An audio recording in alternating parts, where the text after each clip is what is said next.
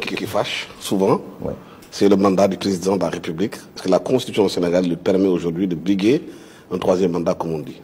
Je ne vais pas me dérober sur cette question. C'est une question qui paraît difficile, mais en fait, elle est difficile parce qu'elle n'est pas tranchée au plan international de la doctrine par les juristes. La question de la durée et du nombre des mandats est une question extrêmement difficile. Regardez le droit constitutionnel, qu'est-ce qu'il dit? Un benchmark au plan mondial.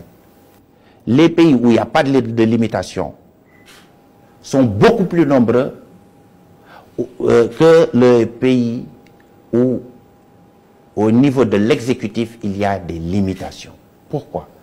Je pose d'abord une question.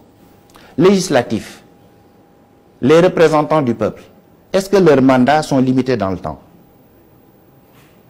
Les députés. On peut être député pendant 50 ans, en représentant le peuple. Se pose la question du mandat représentatif. Au niveau de l'exécutif, un autre pouvoir.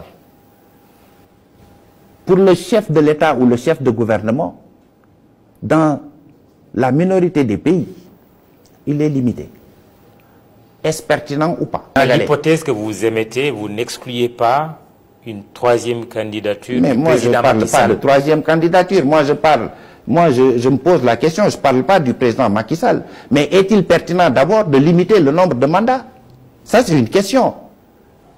Au plan de la doctrine, il faut réfléchir. Pourquoi ça n'est pas valable au niveau du législatif? Personne ne s'est jamais posé la question de savoir, un représentant du peuple, pourquoi on ne limite pas ses mandats.